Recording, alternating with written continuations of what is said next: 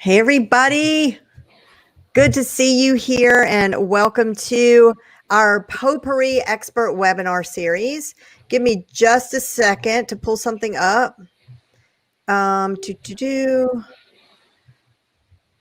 just taking care of a few technical things on our end. Okay, now official welcome. So this Potpourri Expert Webinar Series is being brought to you by Front Row VIP, where our amazing members participated in our Spring Accountability Challenge. And one of the prizes to the winning team was that each person was invited to come and present on a topic that's in their expertise. And our wonderful friend Barbara Trapp is kicking things off with a fantastic training about zenning your business from the inside out. So let me give the official introduction to Barbara. She's a certified professional organizer and productivity coach. She has over 15 years experience in training and development and process improvement, and holds special certificates in residential organizing, life transitions, and workplace productivity.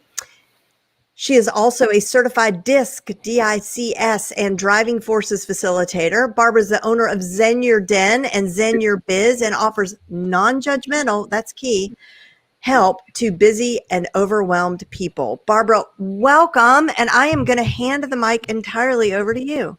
Yay, thank you. Well, thank you for that wonderful introduction.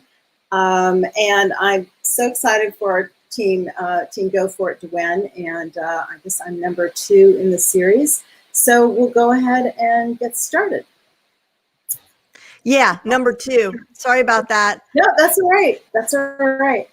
Annika was first and she was wonderful. So can you see my screen okay? Yep. Awesome. So,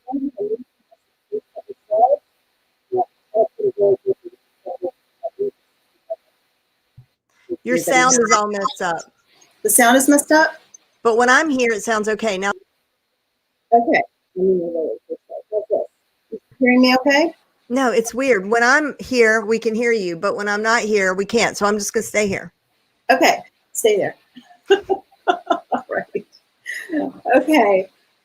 So the first thing I wanted to cover was why both organizing and coaching.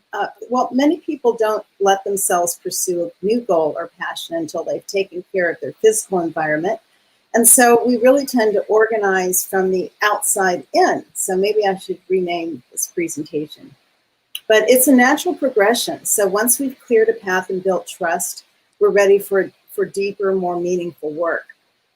So the topics I'm going to cover are the top 6 challenges to productivity, how to create an inspiring work environment, home office decluttering, where to start and how to stay on task.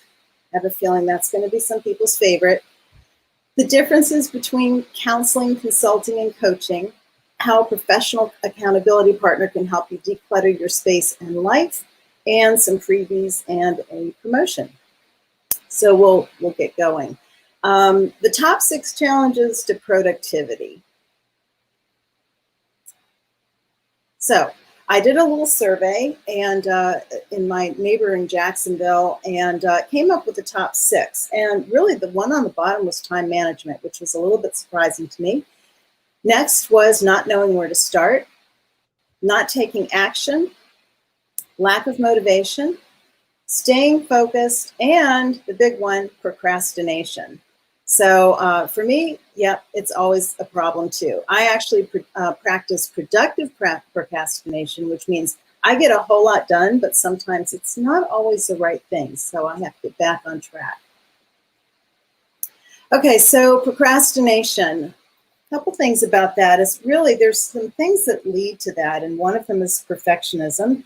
That's kind of like the idea of ready, aim, aim, aim, aim, and never firing. So it's really important to figure out when and what is good enough. And then the next, fear of failure. But, you know, if you don't try, you can't fail. And you also can't achieve something wonderful. There's lack of focus, not knowing where to start, energy levels, self-care. And with those who have ADD, there's really a way to harness that so it can work in your favor. And there's a lack of clarity, unclear goals, undefined values and needs. And, with a lack of motivation, how can you be motivated to go somewhere if you don't know where you're going or why? So we're going to talk about lack of focus, because sometimes things that can affect focus are in our environment. So let's talk about how to create an inspiring environment for increased productivity. So I like to talk about zenning your environment. So the first thing is visuals. Think about color and style, lighting, color value, and the intensity. And really, it's great now. You can go into Home Depot or Lowe's, and you'll see the boxes of lights will tell you what rooms they're for and what purposes, which is great. So if you're not sure about what color value and intensity are, just take a look at the boxes. And smart bulbs are great. I actually have one in my living room, and at 9:30 it comes on. I use Lexi, see, I won't say her name, to make the bulb pink, dark pink at 9:30 and tell me it's time to start my evening routine. Now, I don't always listen to her, but most of the time I do, and the pink is really nice. So also think about decor. I like to have my vision board where I can see it. You might want to have mantras, maps, photos, daily checklists. I actually had a large Jacksonville area map, which I flipped around and put my vision board on and some other things this past week. And it's a much better use of that map since I am all virtual right now. You might also want to put some daily checklists to keep you on track. Or perhaps you are going very minimalist and want nothing out. So also consider sounds. Do you like to have instrumental music? If so, maybe you want to use keywords to search for music to study by, concentration, or focus music. You might also consider white noise. When I'm writing, I really need just fans, nature sounds, really nothing, no music, no words, nothing else. But if I am doing something physical, then of course instrumental music is wonderful. And others just want nothing at all. So something else to consider are kinesthetics. I've got a client who, when setting up her office, she purposely put her filing cabinet on the other side of the room so she'd have to get up to move and file something, because she needs movement during the day. And she likes having to get up more often to file things. So think about the placement of tools and furniture, how you reach for things, how you pick things up. If you're left-handed or right-handed, which drawer you're going to put things in that you use most often. Those things are kind of, they're important. They save little bits of time, but that time is important. Also consider your keyboard, your chair, your paper planner, if you use one, and writing utensils.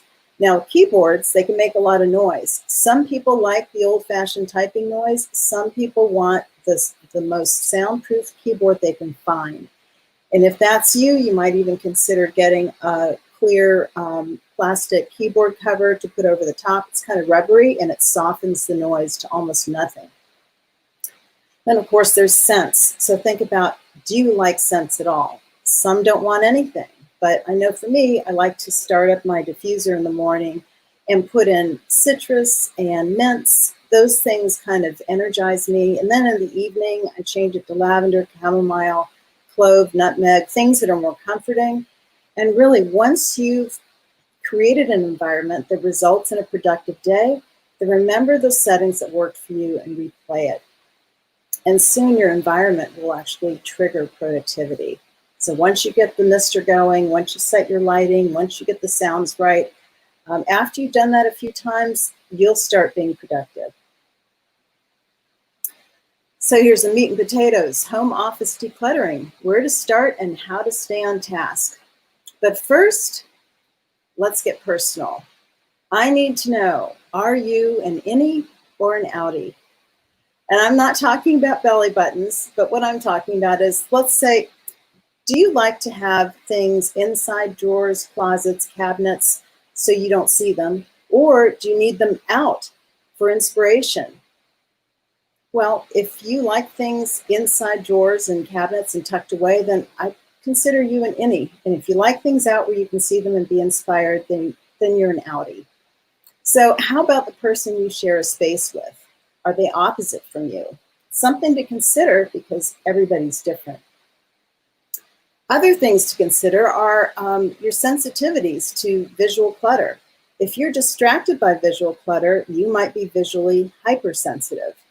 If you don't see clutter or it doesn't bother you, you may be hyposensitive. So some people don't even see clutter. You probably know somebody like that. Perhaps it's you, perhaps it's a loved one or somebody you work with. But just keep that in mind because it's really a sensory thing. Other things to consider are how you might be distracted, whether internally or externally. So if you're externally distracted, you might need silence in order to work. And if you're internally distracted, like the noise in your head, you might work well in a busy coffee shop or someplace where there's lots of outside noise. Just a few things to consider as we dig deeper. So if you're ready to clean your office, let's start now. First thing to do is set a goal. Doesn't have to be anything big, but there are 3 types of simple goals you can choose from, and you can mix them up anytime you want. The first is to choose an area. You might say, I'm going to clean up this corner, pile, or shelf. The second way is to choose a quantity. Pick a number. You can say, I'm going to put away 30 things. I especially like this with children because it's so measurable. And you could say, can you just put away 5 books or 6 pieces of clothing and then have them repeated an hour or 2 later. When I did this with my daughter many years ago, at the end of the day, she said, Mom, my room is almost totally clean. And all we did was little bits of cleaning like that. The third way is to set some time. The first might be, I'll get this blog post done in 1 hour. So that's a form of time boxing. Or I'll spend 2 hours on the garage today. So that's a specific amount of time. Doesn't mean you're going to be done with the garage, but you've blocked out that time. That's time blocking. So once you've decided what kind of goal you're going to set, you can get started. So remember, set your music or your sound, get your sense going, and if you set a timer, you might even consider doing the Pomodoro method, which is getting work done in bits of 25 minutes at a time, alternating with 5 minutes off, and you can change that any way you like. I've got an old-fashioned tomato timer, but I want to throw these in here. Here are 3 great apps to choose from to use the Pomodoro method with. The first one is Power Focus. I use that one. It's very simple. The second one is Forest. And the fun thing about that is once you click the button plant, which means your 25 minutes starts, if you grab your phone and decide to go down a rabbit hole on the internet, you kill the tree or whatever you've planted. So that's a fun one. And then Focus Keeper actually looks like the side of a tomato timer, and you can use your finger to swipe the time. So there's a few little handy apps that you might want to try. So where to start? Bottoms up. If things are on the floor, I always say that's a perfect place to start. Start at the doorway and work your way in because you want to prevent any trip hazards.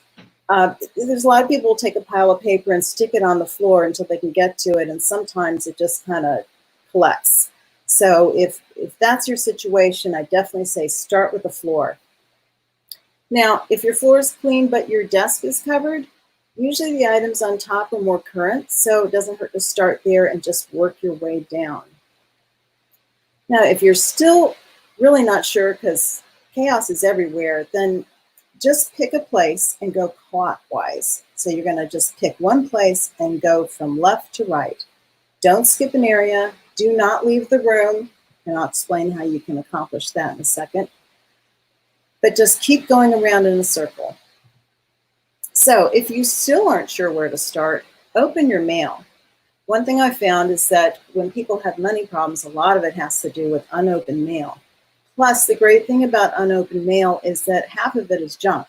You throw out the outer envelope, envelopes you don't need because you do auto payments, or there's other junk in there, or there's papers with directions in other languages you don't speak. Those things can be tossed without even making any decisions. So it's really kind of an easy one. If you hate paper, that's an easy way to start. Just sort through and get rid of the junk. So here's the key: how to stay on task or how not to leave a room. So if you ever started to work on a project, a cleaning project, and let's say you come across a coffee mug that's really got a science project growing in it. So you take the mug and you go to the kitchen and you put it in the sink. And then you think, no, I need to put this in the dishwasher. But the dishwasher's full, so you unload that. Then you hear the timer from the dryer and you go and you get the laundry out. You think, I'll just throw in another load. And before you know it, your time for working on your project is over. You have other things to do, and well, that's what happens. So the solution for that is to put a processing box by the door.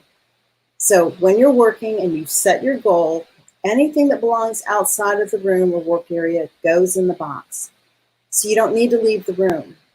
And when you're done with the room or you take a break, then you take that box and process the contents.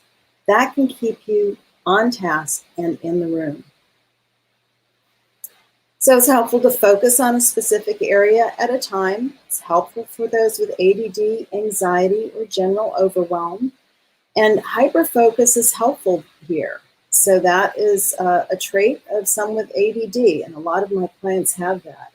And it's really great because with virtual organizing, it works really well because we are hyper-focused together. And they can't run off because I can't go with them. So it really works well.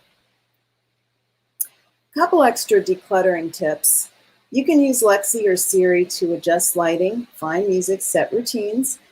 And if you are unaware of how clutter accumulates throughout the day, maybe you're hyposensitive, talk to yourself. Maybe you want to do this when nobody else is home, but it can be really helpful to do this for an hour or even a day if you can stand it. Just verbalize what you are doing as you pick up and put down objects. So you'd say, I'm picking up this glass and putting it on the counter. You stop yourself, think, nope, going to put it in the dishwasher. Or I'm picking up this shirt and I'm putting it on the chair. Oh, wait, no, that goes in the laundry bin. So it can be really annoying, but you'll build more awareness that way. So if you're not sure how things accumulate, try that. And a few things on filing systems. So there's a great system that I recommend. It's called the Freedom Filer system, and I'm an affiliate for that. This is actually my system, and it's in a rolling cart. It's perfect for home filing, self-employed. There's a lot of extra file customizations for businesses. And you can add, there's lots of different add-ons as well. And the great thing about it is you never have to redo this filing system. And it expands as much as you need it. So if you've got a family with 4 people in it, you've got folders for everything everybody needs, for 4 vehicles, for health, for dental, for vision documents, certificates, IDs. So if you have ever lost a passport or left one behind, or lost your ID, or can't find your birth certificate, or find a warranty, you're always going to know where it is when you use the system. So I've been setting up a lot of these with clients virtually lately, and they are loving it. But there's also digital filing systems. So most people use a combination, kind of a hybrid of paper and digital. And I really do encourage digital filing as well, just to cut down on the paper. But one little tip, if you are getting paperless bank statements, let's say for your checking account, but you often print them out so you can balance or check things off, or you print them out at the end of the year for taxes or whatever, then you need to stop getting the paperless statements and go ahead and get the paper, because it's a lot, you're wasting your own paper and it's a lot of ink. So go ahead and switch it. If you're going to print them out anyway, you might as well let somebody else pay for the paper and ink. So with digital filing, just going to give you an example of some naming conventions, because it's really important to be able to find something again, how you name things. So an example would be a general file called Finance. And under that, here on the left, I've got 4 different subfolders: accountant, receipts, statements, and taxes. And we're going to zero in on a subfolder in the statements folder. And you can see There's the Chase folder. And the way that I've done this is I name subfolders under Chase for the years. And let's look at Chase 2020. Notice it says Chase 2020, January, February, March, and there are numbers in front. The reason is that I find it kind of hard on the eyes to just see numbers all the time. So rather than say Chase 2020-01 for January, it's easier for me to see January than a number. But because it won't sort in order, I have to put numbers in front of the months. So that's why it's named that way. Something else to consider is spacing and hyphens. I strongly recommend you do not use hyphens because it's too hard or too easy to add an extra space before or after or not. And once you have an issue with spaces and hyphens, things will not sort the right way if they're not consistent. It's a lot easier to just use a single space in between things and see everything line up that way. So it's getting a little micro, but hopefully that will give you some ideas. Also, if you go paperless, or if you start getting paper statements, sometimes you will have access to less years of digital statements online. So it's a good idea once or twice a year to go into your bank account or your credit card account or whatever the account is and download and save those statements so you have them. Especially important for some estate planning, especially with, let's say, if somebody was applying for a family member to go into Medicaid or some other estate issues, there may be a 5-year look back. If that's the case, I recommend you hang on to paper statements for that individual because you may have to print them all out anyway if you are using an attorney to help file for some things. It's just something to ask when you're doing estate planning. Okay, on to the cloud. I found a lot of people get cloud storage and cloud backup mixed up. And you might wonder, why is this an organizing, Zen Your Biz organizing session? Well, it's because I also do digital organizing, and this comes up quite a bit. So the difference is cloud storage supplements your hard drive space, and everybody needs it, and I think it's great. You got to have it. But your data can get infected or deleted on both ends. So if you have a document, let's say in Dropbox, and you delete it, it's gone. Also, it's encrypted just on the server storage side. And here's some examples of storage, sync, and sharing services, which is what they are. Dropbox, which is my preference, Google Drive, iCloud, and OneDrive. And even though I have all Apple products, I don't use iCloud because it doesn't play nicely with others, with other systems. And Dropbox and Google Drive do. Also, I prefer Dropbox because when it syncs, it only syncs changes. It doesn't sync everything, and that speeds up the syncing process. Okay, cloud backup, on the other hand, now it automatically saves and syncs files too, but it can restore earlier versions or corrupted or missing files, which is really important. So, and it's also encrypted both on transfer and storage. So examples of backup services are iDrive. I'm trying to see, I think that's OneDrive. No, it's iDrive.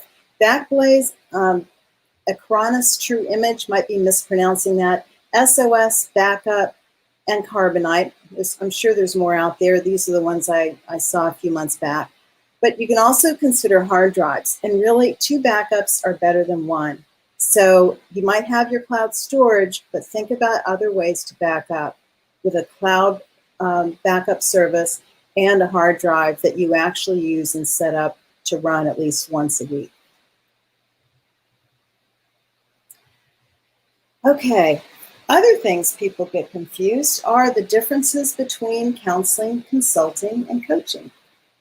I thought this might be a good time to put this in here, and really the best way I could figure to explain the difference was just to talk about Glinda the Good Witch. So was she a counselor, consultant, or coach? And does a counselor or therapist make recommendations to improve your business processes? Can a coach or a counselor help with your extreme depression or anxiety? And what did Glinda the Good Witch say to Dorothy after the hot air balloon lifted away without her? Well, we'll get back to that later, I promise. But here's some examples of what each professional does to help you ease on down your yellow brick road of life. So a counselor or therapist emphasizes the past, present, and sometimes the future. And here the focus is on improving mental health, cognitive and emotional capabilities, functioning and thriving in relationships and society, and just meeting the everyday demands of life. Therapists have different approaches and specialties, and of course, licensing is required. And psychotherapists are extensively trained before they can work independently. I am not a therapist, so if a client needs help managing and improving their mental health, I will encourage them to seek help from a licensed therapist. I do not cross that line. Now, after Dorothy's world spun out of control and Kansas, she might have benefited from some therapy before embarking on her trip down the yellow brick road. Now, a consultant, on the other hand, well, that's what I am doing when I'm working as an organizer. I'm a consultant providing expert advice. And along with the physical work of sorting through papers, clothes, and general clutter, I make recommendations about what to keep, what to let go of, and how to store and display what is kept. So organizing emphasizes the past, present, and future. And we work on improving the functionality of systems and spaces so you can manage your things, time, and activities. And although licensing and certification are not required, I'm a certified professional organizer and hold specialist certificates in workplace productivity, residential organizing, and life transitions. And I'm continually investing in professional development, which is a great thing for everybody to do. So if you need help streamlining processes or organizing your office for maximum efficiency, well, as a business organizer, I can help with that. And if you need recommendations on how to organize your kitchen, as a residential organizer, I can give you recommendations and help you get it done. Of course, now it's all virtually, but that works. And that includes how to store and pack your fabulous ruby slippers. So finally, a coach, on the other hand, coaching is a collaborative process and emphasizes the present and future. And in this role, I don't tell you what you should do, but I support you as we explore possibilities and you gain perspective and arrive at your own solutions. So we start by identifying where you are and exploring your values and goals. And then we work on shifting you to a place of confidence and competence, your unique potential. And we get there through focus and accountability. So the process is a very empowering tool for navigating transitions and reinvention. And I've gone through quite a bit of coach training and life and productivity coaching over the past few years.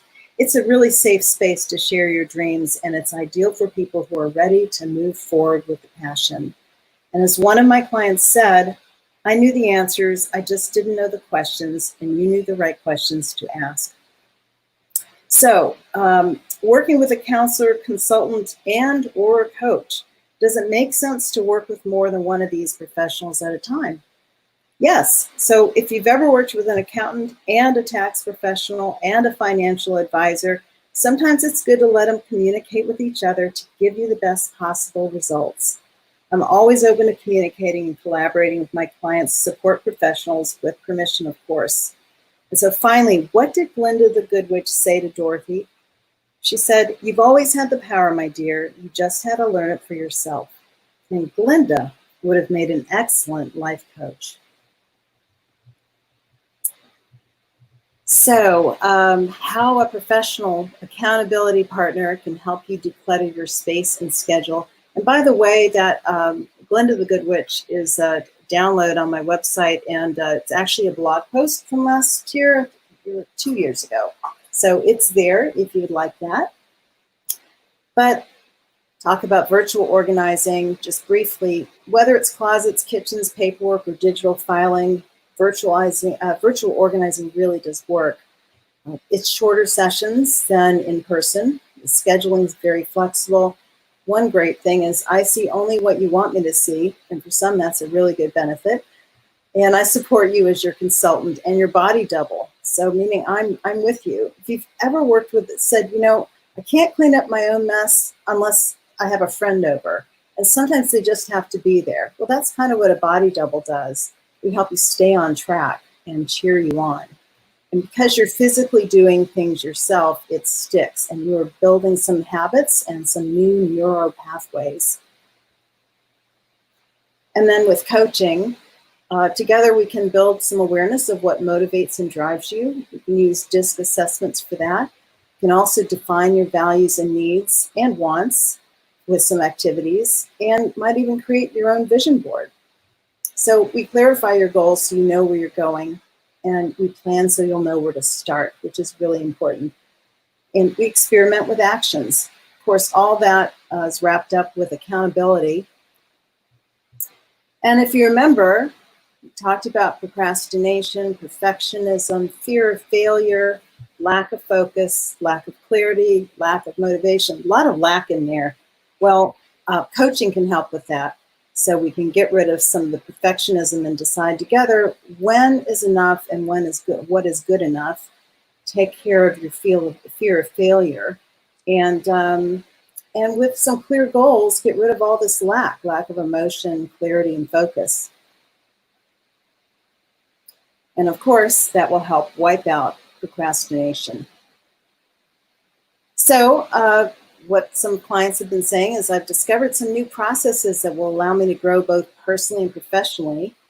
And Barbara will help you identify what's holding you back and small steps you can take towards improvement.